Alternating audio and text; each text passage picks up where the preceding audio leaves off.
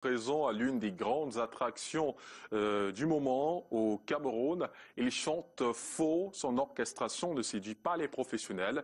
Cet texte jugé léger par les critiques, pourtant il lève les foules. C'est même la nouvelle coqueluche des boîtes de nuit et de toutes les chaumières. C'est Nyangono du Sud et son Foupfap qui est même choisi comme Fanton chez les clients d'un opérateur de téléphonie mobile. Qu'est-ce qui peut justifier l'intérêt du public pour ce personnage? Enquête de Rodrigue Tanguay et Hubert Noutier. La controverse, elle fait mouche sur la toile, dans les disqueries et bien sûr dans les milieux artistiques. C'est le phénomène Nyangono du Sud. Il y en a qui accordent avec faute. Nyangono n'est pas un chanteur, Nyangono c'est un artiste. Il n'est pas un musicien. Le seul instrument que Nyangono joue, c'est sa voix et la sincérité artistique qu'il a. C'est un artiste, c'est une star. D'autres musiciens du cru, plus amers. Artistiquement, c'est un très mauvais produit. Mais en tant que citoyen camerounais, bon, je comprends que ce produit intéresse les Camerounais. Au jour d'aujourd'hui, les Camerounais ont faim. Ils ont perdu tout espoir. Nous sommes dans une misère qui n'a pas de nom. Et lorsque vous avez quelqu'un qui vient faire le bouffon et qui vous amuse, qui arrive à vous tirer un sourire le matin, vous ne pouvez que vous accrocher à lui. Nyangono lui-même, rencontré derrière la caisse d'un commerce qu'il tient au marché central de Yaoundé, cherche encore une explication à cet accueil que lui a réservé le public. Je me dis que peut-être c'est le fait de beaucoup m'accrocher et peut-être c'est aussi le fait de faire aussi le bien à mon prochain qui m'a amené cette gloire. Parce que vraiment, je réalise que c'est une gloire qui m'est arrivée. Une chanson que j'ai prise à la légère comme ça. L'une des chansons phares de l'album qui fait courir sur les dance floors et les places de concert est distillée dans le magasin.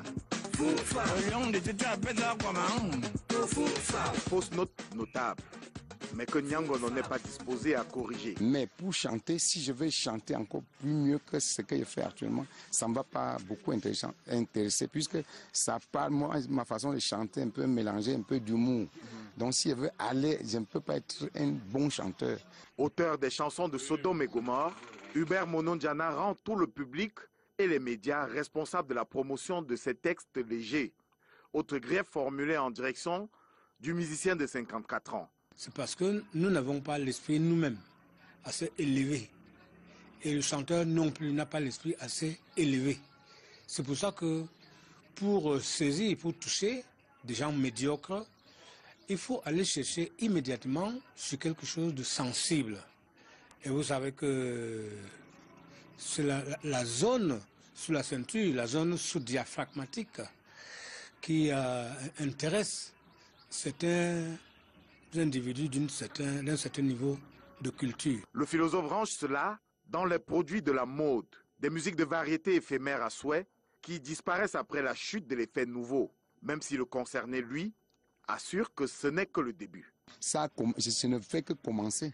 Comme j'ai chanté ma chanson là, je ne suis pas arrivé, ça a déjà commencé. Tout simplement dévastatrice. On the mix. Et au fil des ans, le constat fait par les analystes est que le beau et le vrai, le rationnel et le modèle sont mis en minorité au profit de tout le contraire. Alors, question, a-t-on sacralisé la médiocrité au Cameroun? Ghislain Périssono est allé chercher les réponses. Un jour, un musicien avait appelé les Camerounais jeunes et petits, grands et géants, à coller leur mère. La chanson fit le tour du monde. Cette fois, ça a déjà commencé. La mimique de l'heure traverse et bouleverse les rues aux grandes dames des connaisseurs de la chose musicale la plus identitaire. Cela semble dire qu'il y a travestissement des valeurs et de la rigueur de l'art musical et que ce qui se vit actuellement consacre la médiocrité en musique comme dans d'autres secteurs de la vie nationale. Ceux qui déconstruisent la musique côtoient les dévastateurs du journalisme, de l'enseignement, de la médecine ou du commerce.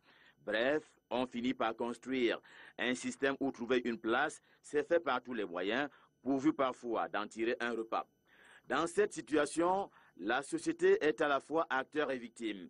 On dirait que tout le monde s'est entendu pour un renversement des valeurs où le modèle est conspué, y compris dans la société intellectuelle. Chacun est victime un jour et acteur un autre jour.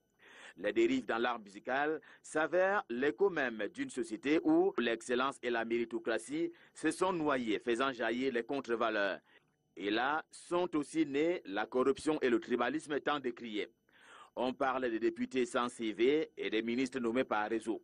C'est cette construction des modèles que semblent suivre certains acteurs sociaux lorsqu'ils se refusent l'effort et de parier sur la longévité de la musique camerounaise.